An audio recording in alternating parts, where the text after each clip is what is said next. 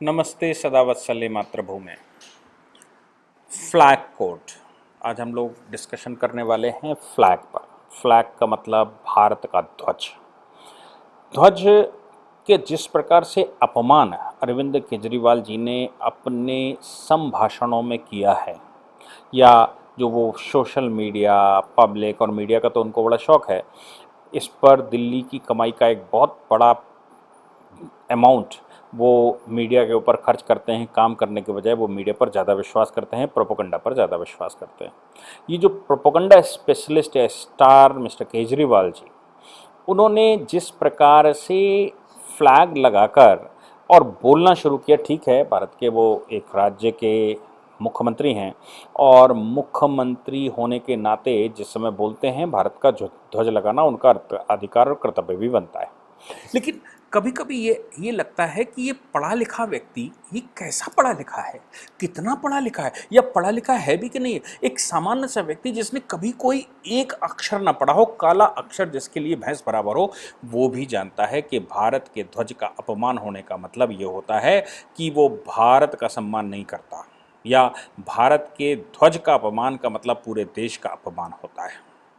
पाकिस्तान अपमान करता है, हमारा उन पर वश नहीं चलता। हमारा वश इतना ही चलता है कि हम उन पर कब्जा कर लें और उनको बमों से उड़ा दें, चाहे सर्जिकल स्ट्राइक करनी पड़े, एयर स्ट्राइक करना पड़े, या बोथ स्ट्राइकें करनी पड़े, या और कुछ भी करना पड़े। एक सल्यूशन भारत के पास ये है।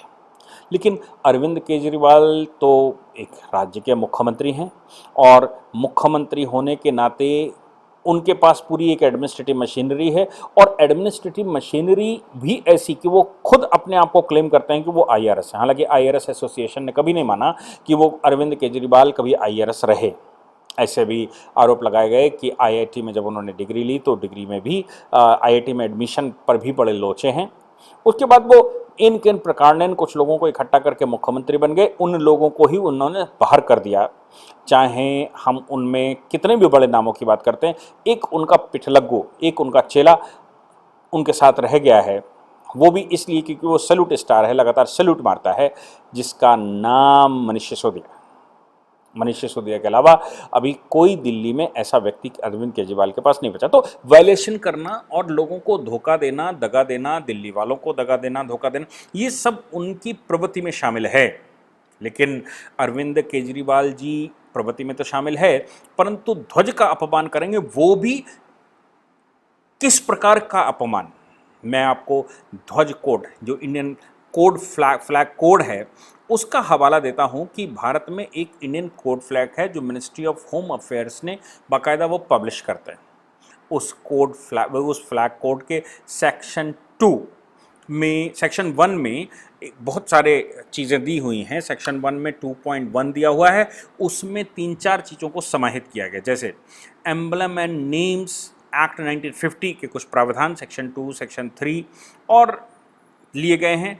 Prevention of insult to the national flag act 1971, Bharat, ये इंदिरा गांधी ने उस समय 1971 में ये पास किया था कि फ्लैग का अपमान नहीं किया जाएगा, और अपमान अगर किया जाता है तो prevention of insult to national honour act 1971 के तहत 3 साल की सजा व मशक्कत है और जुर्माना भी है, या दोनों। अब उसमें जो सेक्शन 2 की चर्चा की गई है, उस सेक्शन 2 का वायलेशन अरविंद केजरीवाल ने किया है। मुझे लगता है कि अगर आज भारत सरकार उनके ऊपर इस प्रकार का एक्शन नहीं लेती तो ये पूरे देश के लिए एक रॉन्ग मैसेज जाता है, और भारत सरकार अगर उनके ऊपर एक्शन लेती है तो भी ये एक रॉन्ग मैसेज जाता है कि चुने हुए एक मुख्यमंत्री के खिलाफ एक्शन लिया जा रहा है। इसलिए भारत सरकार के मिनिस्ट्री ऑफ कल्चरल मिनिस्टर ने, प्रहलाद पटेल जी ने, उनको चिट्ठी लिखकर कहा और चिट्ठी लिखकर उनको बताया। लेकिन वो चिट्ठी लिखकर उन्होंने बताया जरूर कि भगवे को हल्का करना और हरे को बढ़ाना। इसको अगर एथिकली देखेंगे, या इसको अगर अनएथिकली देखेंगे, या मैं कहूं कि रिलीजियसली देखेंगे, तो भगवा भारत का चिन्ह है, हिंदू साम्राज्य का चिन्ह है, और हिंदुओं का जब से उदय हुआ, जब से लिखित इतिहास आया, तो ध्वज भारत में भगवा ही रहा है। चाहे वो भगवान राम के का ध्वज रहा हो, या हनुमान जी महाराज के ध्वज जिसका वो पूजन करते हो, या उन्होंने रंग एडॉप्ट किया हो, या फिर वो ध्वज का रंग कहीं महाभारत युद्ध के समय पर रहा हो। भारत में जितने विजेता हुए हैं और जिनको हिंदुओं की चिंता रही है, भारत की चिंता रही है, उनके ध्वज का कलर सैफ्रॉन ही था। आज सैफ्रॉन कलर कोई नया भारत में नहीं। भगवा भारत में शुरू से भारतीय संस्कृति का परिचायक है, क्योंकि भारत की संस्कृति ये कहती है कि हम वैसे ही स्वच्छ और निर्मल हैं जैसे सुबह का उगता हुआ सूर्य की लालिमा, जैसे अग्नि प्रज्वलित होते समय उसका ऊपर का हिस्सा जो बिल्कुल शुद्ध होता है, जिसमें अशुद्धियां नहीं होती। इसीलिए भगवा को साक्षी मानकर कि व्यक्ति में अशुद्धियाँ हो सकती हैं, व्यक्ति में अशुद्धियाँ हो सकती हैं, लेकिन रंग में या भगवा में अशुद्धियाँ नहीं हो सकती। इसलिए हमने अपने गुरु को भी भगवा ही माना। इसलिए भारत की संस्कृति का पालन करने वाले, भारत को सम्मान देने वाले, भारत की प्राचीन सभ्यता को मानने वाले या भारत भूमि को मातृभूमि मानने वाले लोग भगवा को सिरमौर बनाकर रखते हैं और भगवा का अपमान किसी भी हालत में किसी तरह से बर्दाश्त नहीं करते। बाद में इस्लामिक शासन आया तो इसमें हरा रंग घुस गया और फिर जब हम स्वतंत्र हुए तो हमने इसको ट्राई कलर बनाया। ट्राई कलर में सबसे ऊपर भगवा ही रखा, तो भगवा, उसके नीचे सफ़ेद। चूंकि सफ़ेद का मतलब सिर्फ यहाँ पर सफ़ेद से नहीं है, उसमें चक्र, अशोक चक्र बनाया गया है। अशोक चक्र में 24 ब्लू कलर की तीलियाँ हैं। ये अशोक के नाम से बनाया गया है, जिन्होंने अपने समय पर शांति स्थापित करने के लिए ये एक धर्म चक्र प्रवर्तन ऐसा कुछ किया था।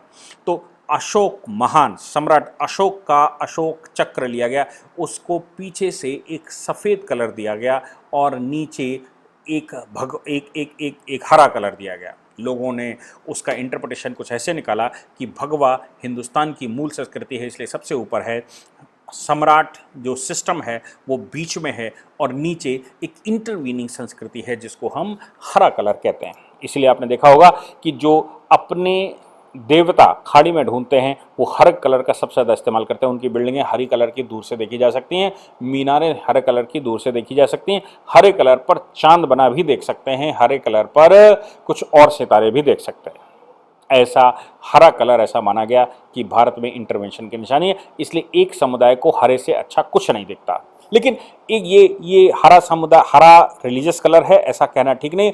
खाड़ी के देशों में उस समय कुछ नहीं होता था, धूल मिट्टी के कण होते थे जिनसे आँखों में समस्या होती थी। हरा कलर वहाँ ज़मीन पर तो कोई उगता नहीं था, इसलिए आँखों को ऑपरेशनलाइज करने के लिए हरे कलर का ज़्यादा इस्तेमाल करवाया गया वहाँ के उनके पूर्वजों के द्वारा, ताकि हरा कलर ज़्यादा से ज़्यादा दिखे और आँखों का इलाज हो सके। भारत में चूँकि हरियाली रही, भारत हरा भरा देश रहा, इसलिए हमें कभी हरे कलर की अलग से आवश्यकता नहीं पड़ी। वस्त्रों में, कपड़ों में या रंगों में हरे कलर की आवश्यकता ज़्यादा नहीं पड़ी, इसलिए हमने अपनी संस्कृति में हरे कलर को अडॉप्ट नहीं किया। अरविंद केजरीवाल जी ने जो किया वो मुझे लगता है कि क्षमा योग्य नहीं है, और 3 साल की जो सज़ा का प्रावधान है उस प्रावधान के तहत वो आते हैं और उनके खिलाफ एक्शन कौन लेगा, कैसे लेगा, कब लेगा, ये आगे देखने की बात है। अरविंद केजरीवाल जी ने जो कोड जो फ्लैग कोड कहता है किसी भी फ्लैग कोड कहता है कि तिरंगे का इस्तेमाल सजावट के लिए नहीं किया जा सकता, किसी बिल्डिंग को ढांकने के लिए नहीं किया जा सकता, तिरंगे का इस्तेमाल किसी चेचिस को ढांकने के लिए नहीं किया जा सकता, कपड़े बनाने के लिए नहीं किया जा सकता, किसी बिछावन को और इस्तेमाल करने के उद्देश्य से नहीं किया जा सकता। तिरंगे का इस्तेमाल केवल गौरवपूर्ण परिस्थितियों में किया जा सकता है और भारत का जो गौरवान्वित करने वाला कोई कार्य किया जाता है तो ही इस ट्राई कलर का इस्तेमाल होता है। यहाँ तक कि कहा गया कि ट्राई कलर कभी झुकाया नहीं जाएगा जब तक कि कोई राष्ट्रीय क्षति ना हुई हो, और तिरंगे को जमीन पे नहीं छूने दिया जाएगा। अगर ऐसा हुआ तो ये अपराध माना जाएगा। ऐसी परिस्थितियों में अरविंद केजरीवाल ने अपने पीछे डेकोरेशन के उद्देश्य से ट्राई कलर का इस्तेमाल किया। और डेकोरेशन कैसा? डेकोरेशन वैसे भी जो कोड कहता है वो ये कहता है कि पीछे तिरंगा 1 लग सकता है, 2 लग सकते हैं, 4 लग सकते हैं, 10 लग सकते हैं, मतलब पीछे एक लाइन लग सकती है, लेकिन तिरंगे में सफ़ेद कलर पूरा का पूरा दिखना चाहिए। ऊपर भगवा दिखना चाहिए बराबर की मात्रा में, और नीचे हरा कलर कट में आ सकता है। और ये सभी ट्राई कलर जितने लगाए जाएंगे उसमें किया जाएगा, इसमें कोई कम ज़्यादा नहीं किया जा सकता। अरविंद केजरीवाल ने क्या किया, भगवे को छोटा किया, सफ़ेद के ऊपर हरा चढ़ाया, और मोस्टली अगर उनके पीछे का बैनर देखेंगे तो उस बैनर में 80%, 70%, 80% हरे कलर का इस्तेमाल किया गया है। थोड़ा सा इस्तेमाल किया है भगवे का, केवल देखने के लिए कि एक कोने में भगवा लगा हुआ है, और वाइट कलर का इस्तेमाल, वाइट को भी पोता गया है हरे कलर से, और नीचे हरा कलर पूरा इस्तेमाल किया गया, यानी कि पूरे के पूरे फ्लैग में जो उन्होंने बैकग्राउंड लगाया उसको सजावट के लिए इस्तेमाल किया गया है, और उसमें भी हरे कलर को प्रबलता, प्रमुखता से दिखाने की कोशिश की गई है।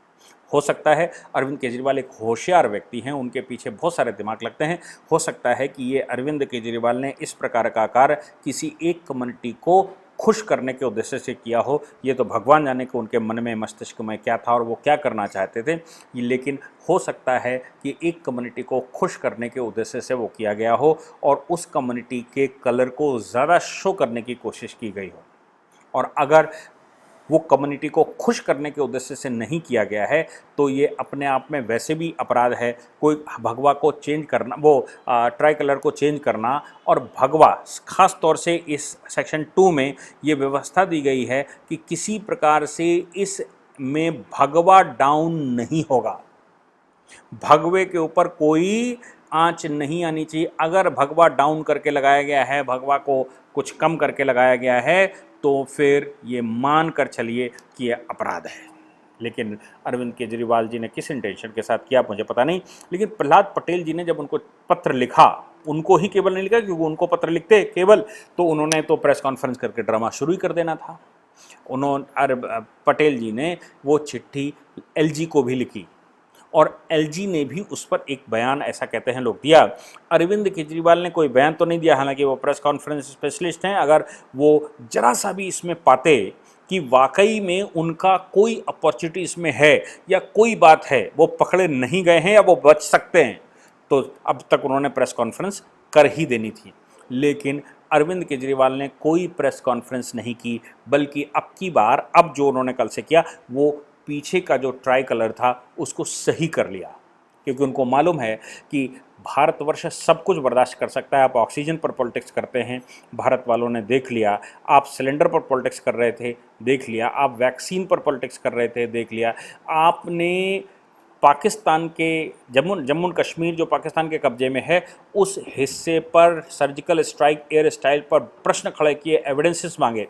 गलवान के मामले में आप लोगों ने स्टेटमेंट दिया। उन सबको भारत ने किसी न किसी तरह से बर्दाश्त किया, लेकिन ट्राई कलर और भगवे का अपमान भारत बर्दाश्त नहीं करता।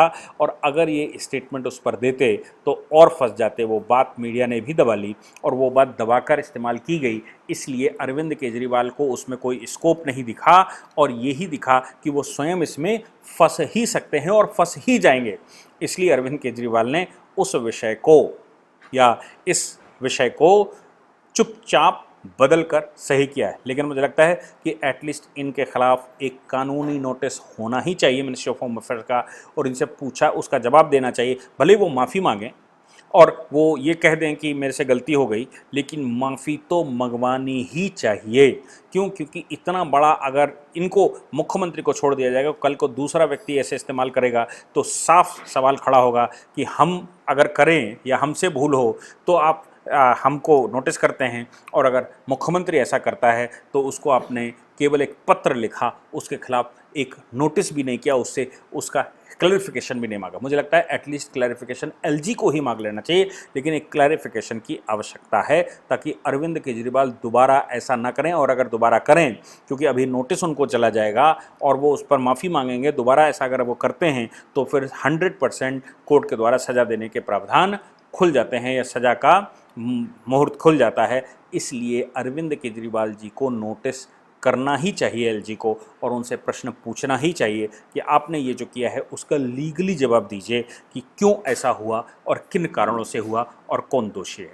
मुझे लगता है कि हमारे देश में जो भगवा का सम्मान है, हमारे देश में जो तिरंगा का सम्मान है, वो सम्मान बरकरार रखने के लिए करना ही होगा। Thank you very much.